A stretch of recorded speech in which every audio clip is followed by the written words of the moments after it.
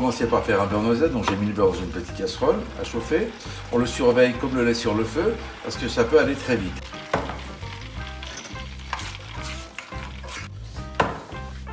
Voilà. Il commence à se colorer un tout petit peu.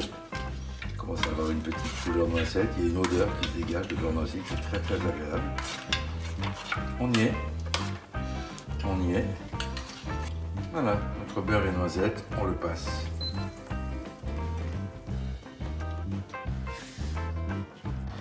J'ai allumé le four à 180 degrés et j'ai mis les pignons à torréfier dans une poêle.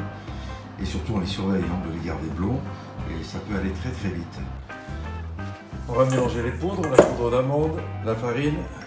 On n'est pas obligé de les tamiser, on va remuer fortement et il n'y aura absolument pas de grumeaux. Vous tamisez la farine seulement si vous pensez qu'il peut y avoir des éléments indésirables à l'intérieur. On mélange.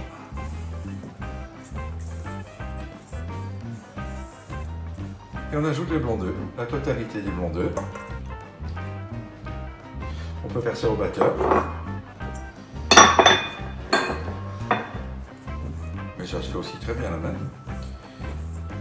On fait les muscles du bras comme ça. On mélange assez fortement.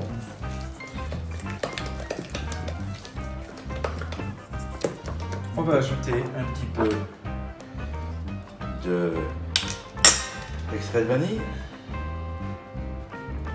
Je dis bien, on peut mettre un petit peu de gousse de vanille qu'on a égrené. On va mettre un tout petit peu. Alors là, il faut y aller doucement parce que s'il y en a trop, c'est pas bon du tout. Voilà, ça suffit. On fait ce mélange non pas avec un fouet, mais avec une spatule ou alors une maryse comme moi. On ajoute la totalité du beurre. Le beurre est à présent pratiquement tout incorporé. On a un appareil qui est bien lisse, bien beau. On va le mettre dans la poche et on va remplir les petits moules.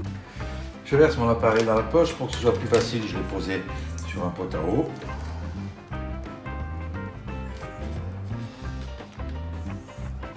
On va fermer notre poche.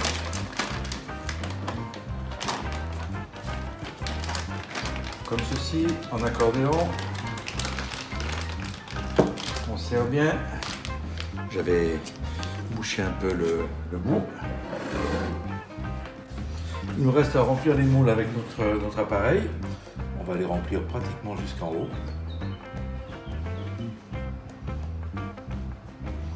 J'ai bien sûr mis des petits pignons au fond de chaque moule.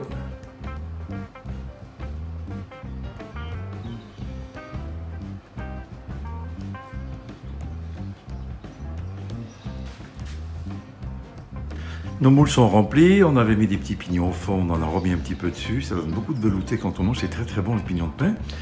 Il nous reste à les mettre à cuire.